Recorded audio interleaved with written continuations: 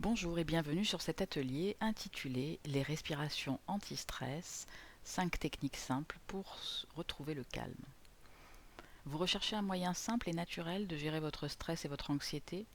Vous ne voulez pas commencer à prendre des médicaments qui apaiseraient certainement vos angoisses, mais pourraient avoir des effets secondaires ou des effets d'accoutumance? Vous avez entendu dire qu'il fallait respirer, mais vous ne savez pas bien comment faire. Alors je vous propose un atelier durant lequel vous allez voir d'abord brièvement comment notre système respiratoire fonctionne et ce qu'il nous apprend. Vous allez également acquérir 3 respirations de base avec une mise en pratique pour un effet immédiat. Et je vais vous proposer 2 techniques simples et rapides de gestion du stress. Voilà, je suis Valérie Alcala, je suis coach, sophrologue et formatrice. Et si le sujet vous intéresse, eh bien je vous invite à rester sur cet atelier. Comme vous le savez déjà, comme vous l'avez certainement déjà constaté, le corps est le premier affecté par le stress. Si vous essayez de vous souvenir des manifestations du stress chez vous, vous allez vous apercevoir que la grande majorité des manifestations est physique. Mal de tête, boule dans la gorge, sueur froide, sudation excessive, tremblements, migraines, et j'en passe. La liste est longue et vous le savez très bien, vous le connaissez certainement. C'est donc par le corps que tout se passe. Et c'est de lui dont il va falloir s'occuper en premier, car le stress présent va libérer même des hormones.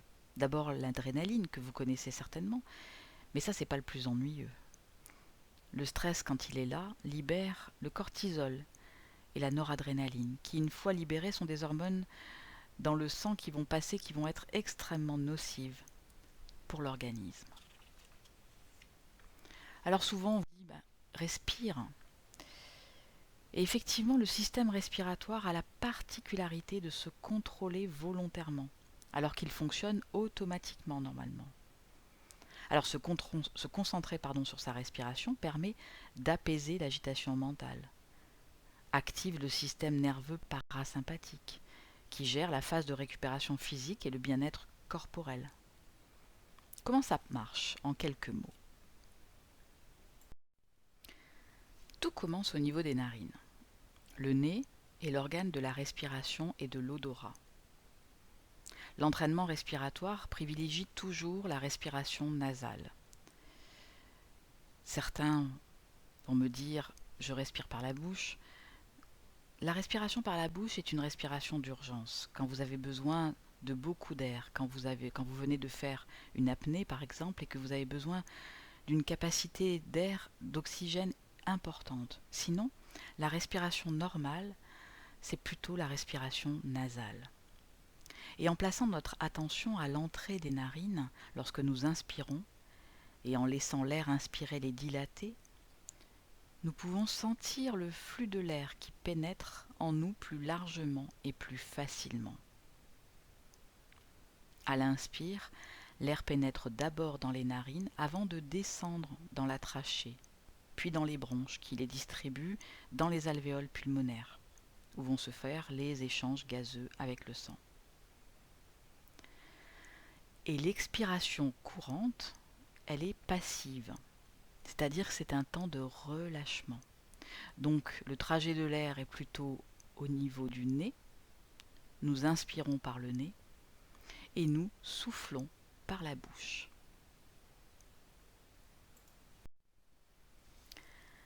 Alors, comme vous le savez certainement, nous avons un muscle qui s'appelle le diaphragme et qui est essentiel lorsque nous respirons. Le diaphragme, c'est ce muscle qui est placé sous la cage thoracique. Vous le voyez sur le dessin, c'est celui qui est dessiné en orange. À l'inspiration, le diaphragme, normalement, doit s'incurver vers le bas. C'est-à-dire que quand on prend une inspiration par le nez, l'air rentre par le nez, descend dans les poumons et va descendre le diaphragme, et à ce moment-là, le ventre va sortir. Et à l'inverse, quand l'air va être expulsé par la bouche, le diaphragme va remonter, votre ventre va rentrer.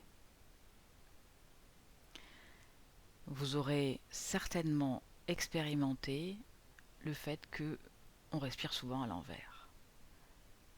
Et la respiration à l'envers, c'est la cause de très nombreux troubles de santé. Respirer à l'envers, c'est qu'effectivement, quand on inspire l'air, on bloque, on rentre le ventre, on rentre tout. Et là, on ne peut pas procéder à une respiration libératrice. Donc je répète, quand on inspire l'air, le ventre se gonfle. Et quand on expire l'air, le ventre rentre. Essayez de faire cette expérience, mais on va la faire encore davantage avec les exercices un petit peu plus loin. Alors qu'est-ce que c'est que la respiration et qu'est-ce qu'elle nous apprend sur notre posture de vie? Eh bien d'abord, le premier mouvement vital de l'homme, c'est la respiration. Inspirer, c'est prendre, c'est accueillir. Et expirer, au contraire, c'est donner, c'est s'abandonner.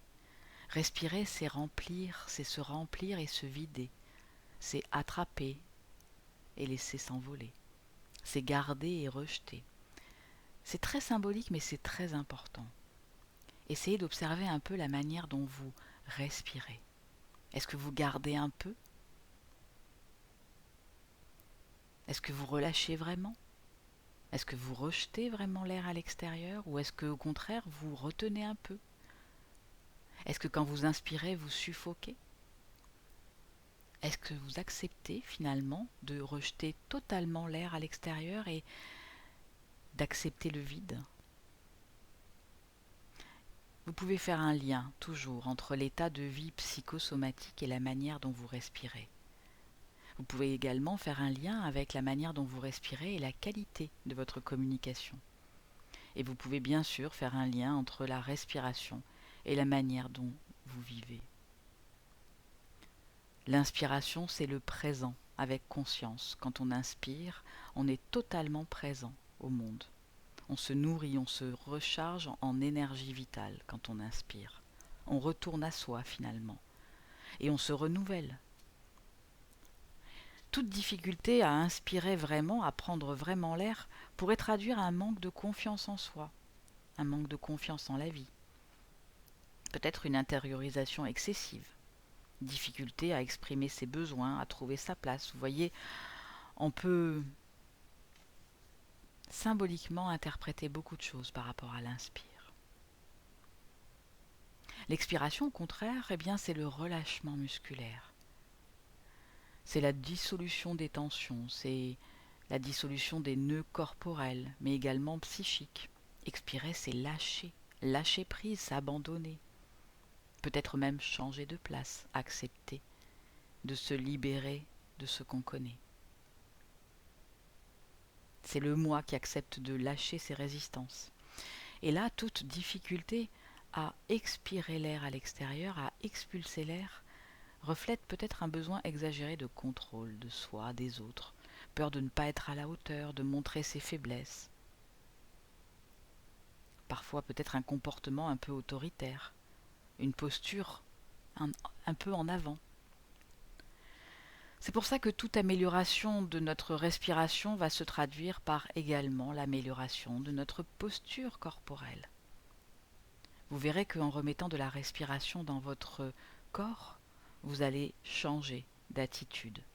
Vous allez adopter des attitudes de vie plus justes, plus flexibles, peut-être même plus créatrices. Respirer plus librement, plus amplement, c'est être plus vous-même. La respiration, vous l'aurez compris, c'est la gestion du stress aigu parce que les parties du corps qui ne crient pas ne sont pas souvent dans notre champ de conscience. Et pourtant, elles sont des parts du corps qui existent et qui respirent. Ce sont les oubliés du mental. Bien souvent, notre corps ne respire plus. Alors que respirer, c'est ressentir ce qui est silencieux en soi. C'est aller vers les parties de soi et de son corps qui ne s'imposent pas, qui ne s'expriment pas.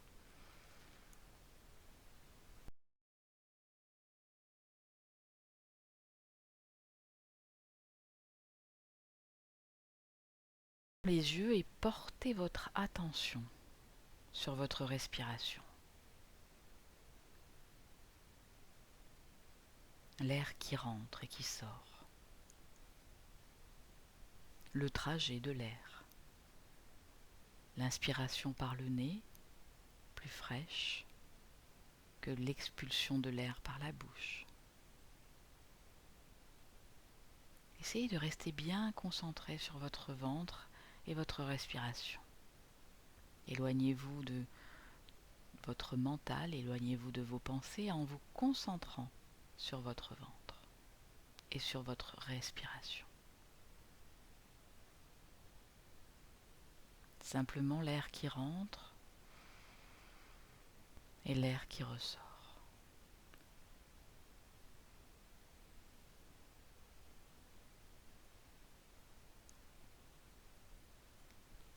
Que se passe-t-il alors? Rien? Alors c'est bon signe. Cela veut dire que vous avez lâché prise. Et nous allons donc pouvoir passer à la respiration que j'appelle contrôlée. Et comme première respiration contrôlée, je vous invite à apprendre la respiration abdominale, qui est vraiment la respiration du stress, contre le stress, pour retrouver le calme et l'apaisement. C'est celle qui va vous permettre de retrouver une sensation d'équilibre et d'harmonie. Elle se présente de cette manière-là. Vous pouvez la pratiquer assis, debout ou couché. Je vais vous proposer alors de vous concentrer sur votre ventre, encore une fois, de bien vider l'air de vos poumons, de prendre une inspiration en gonflant uniquement votre ventre, inspiration par le nez bien sûr, puis vous soufflez par la bouche en rentrant votre ventre. Encore une fois, vous inspirez par le nez et vous gonflez votre ventre. Vous soufflez par la bouche en rentrant votre ventre. C'est exactement la respiration avec le diaphragme comme tout à l'heure qui monte et qui redescend. Vous laissez bien tomber vos épaules, vous laissez bien votre poitrine et votre thorax là où il est, vous ne le gonflez pas, vous vous concentrez uniquement sur votre ventre. Peut-être pouvez-vous mettre vos mains sur votre ventre afin de sentir encore davantage les sensations. Vous videz l'air de vos poumons, inspiration par le nez, en gonflant le ventre et expiration par la bouche, en contractant le ventre. Encore une fois, j'inspire et je souffle.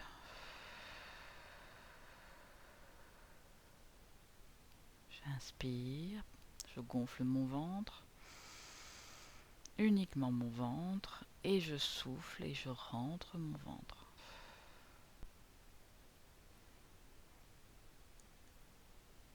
Pour ceux qui n'y arrivent pas, c'est pas très grave. Ce qui est important, c'est de vous entraîner. Cette respiration où on utilise uniquement le bas de sa capacité respiratoire, qui est normalement très haute, vous l'avez vu, notre système respiratoire nous permet vraiment d'aller de la gorge jusqu'au bas du ventre. Là, vous allez inspirer et expirer uniquement avec votre ventre. Si vous n'y arrivez pas, je vous propose de vous entraîner, et peut-être de vous entraîner couché, en mettant vos mains sur votre ventre, et en le sentant monter à l'inspire et redescendre à l'expire. Cette respiration est extrêmement importante. C'est vraiment celle qui vous permettra de vous apaiser, de retrouver le calme quand vous êtes stressé, anxieux ou même énervé. La deuxième respiration que je voudrais vous montrer, c'est la respiration complète. Cette respiration, permet de débloquer les tensions. Elle ouvre la cage thoracique, elle libère de ces sensations d'oppression que l'on peut avoir. C'est vraiment la respiration libératrice. Encore une fois, comme d'habitude, vous videz l'air d'abord de vos poumons par la bouche, vous inspirez par le nez en commençant d'abord par remplir le ventre, puis vous continuez à inspirer en remplissant la cage thoracique. Vous faites une légère rétention de l'air, ce qu'on appelle une pause respiratoire, et vous soufflez ensuite l'air par la bouche en vidant d'abord la cage thoracique, puis le ventre. Et vous pouvez recommencer. J'inspire par le nez, je commence par le ventre. Je continue en remplissant ma cage thoracique. Légère rétention de l'air. Et je souffle ensuite l'air par la bouche, en commençant par vider la cage thoracique, puis le ventre. Je vous invite à recommencer à votre rythme. Inspirez par le nez. Vous remplissez le ventre, la cage thoracique, légère rétention de l'air, et vous soufflez ensuite par la bouche. Vous videz la cage thoracique d'abord, puis le ventre. Encore une fois.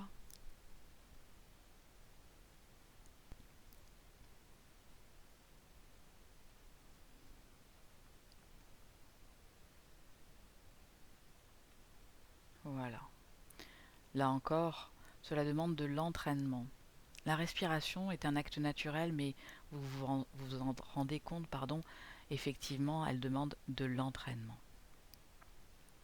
Donc je vous invite à recommencer jusqu'à percevoir les sensations d'ouverture de la cage thoracique, de déblocage des tensions, de libération de cette sensation d'oppression.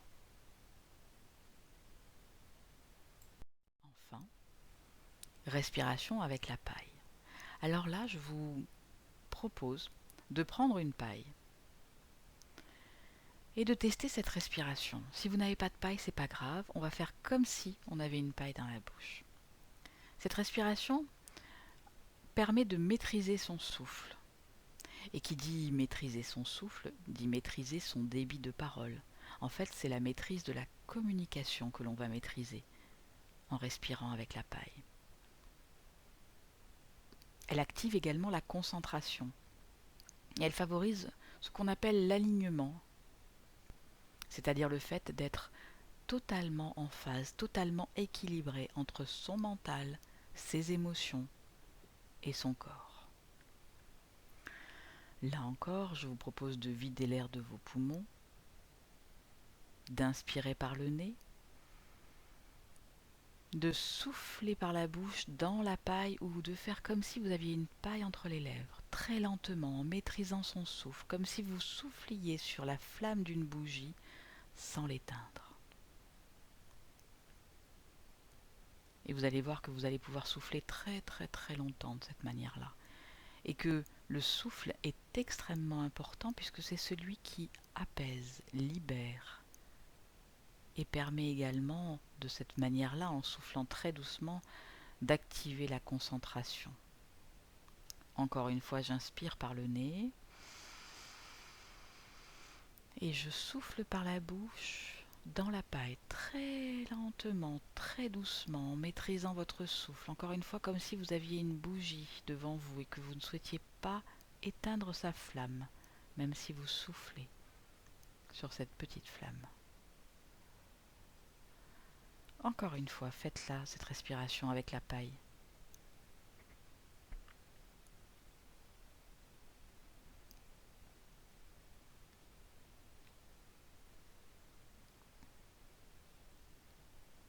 Ce petit objet qu'est la paille, je vous invite à en avoir un. D'abord parce que c'est un moyen mnémotechnique de vous souvenir qu'il est temps de respirer parfois. C'est une respiration que vous pouvez utiliser quand vous allez en réunion ou quand vous devez faire une prise de parole en public. Elle va vous permettre de maîtriser votre souffle, de maîtriser votre débit de parole et d'être bien concentré. Je vous ai parlé de 2 techniques. Maintenant, je vais vous proposer la première. Nous avons appris à inspirer, à expirer. Nous avons également vu tout à l'heure la rétention de l'air. C'est là que cette technique est vraiment importante. Elle favorise la détente rapide, tant physique que mentale. Elle permet d'évacuer à l'extérieur toutes les tensions et d'une manière très symbolique tout ce dont on a envie de se débarrasser. C'est ce qu'on appelle la technique IRTER. I pour inspiration, R pour rétention, T pour tension, E pour expulsion de l'air et R pour récupération. Alors si vous le voulez bien, on va le faire ensemble. Toujours de la même manière, vous videz l'air de vos poumons. Inspiration par le nez. Rétention de l'air, vous faites une tension de tout votre corps, c'est-à-dire que vous crispez tout votre corps, de la tête jusqu'aux pieds. Vous pouvez appuyer les pieds par terre si vous êtes assis, vous pouvez appuyer vos mains sur vos cuisses ou sur le dossier ou l'assise de la chaise, vous pouvez appuyer votre dos contre le dossier de la chaise, vous pouvez même grimacer, tension du corps et expulsion de l'air par la bouche. Et quand vous expulsez l'air par la bouche, vous faites immédiatement une détente musculaire de tout votre corps. Vous relâchez musculairement tout votre corps. Et vous récupérez, c'est-à-dire que vous appréciez le bien-être, la détente qui s'installe après cette tension. D'une manière générale, vous ne pourrez arriver à une détente musculaire qu'à partir du moment où vous aurez exercé sur votre corps une légère tension. En tout cas, vous le détendrez mieux si vous exercez juste avant, au niveau musculaire, une tension de votre corps. Vous verrez que juste après la tension, la détente est bien plus importante. Je vous invite à recommencer cette technique si vous le voulez bien, vous videz l'air de vos poumons. Inspiration par le nez. Rétention de l'air. Tension de tout le corps. Vous crispez votre corps, vous grimacez, vous vous tendez, tendez, tendez, tendez, tendez. Et ouf, expulsion de l'air par la bouche. Vous détendez instantanément tous les muscles.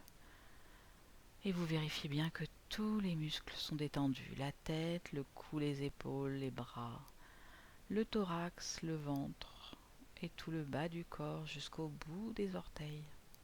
Et vous récupérez. Vous appréciez le bien-être qui s'installe après cette tension.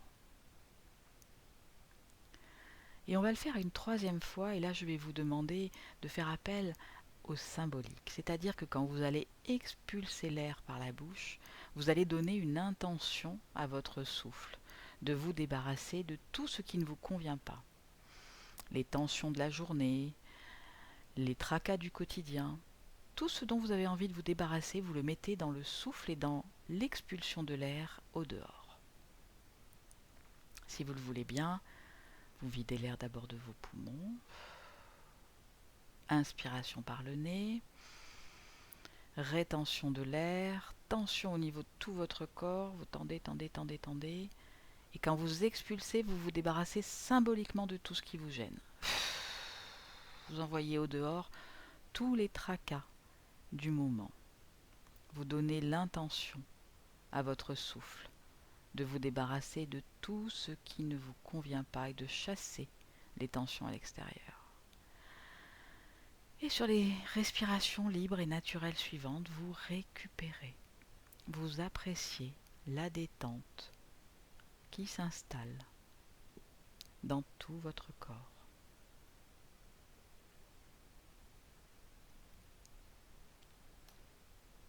Voilà, ça c'était la technique IRTER. Et la dernière technique, enfin, c'est la cohérence cardiaque. La règle est simple, 3, 6, 5.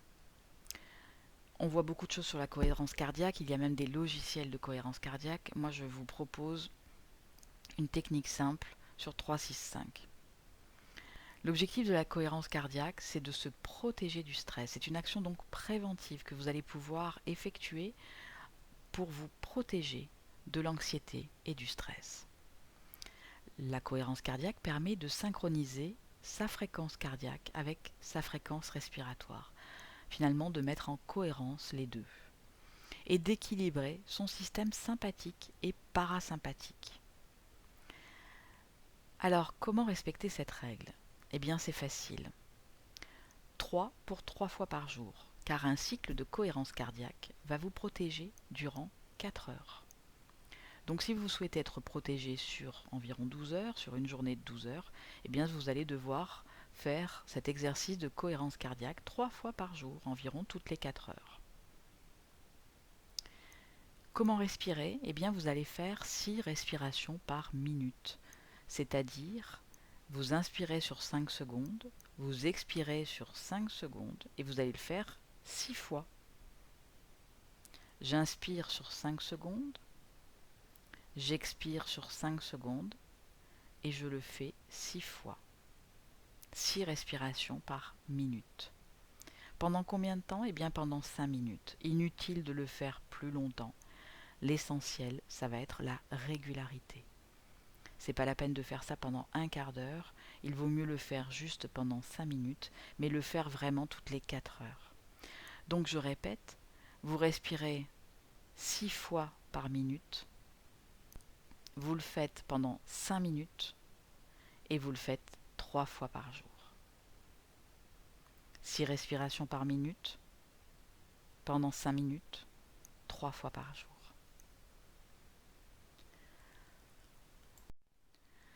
Cet atelier est maintenant terminé, j'espère qu'il a répondu à vos attentes.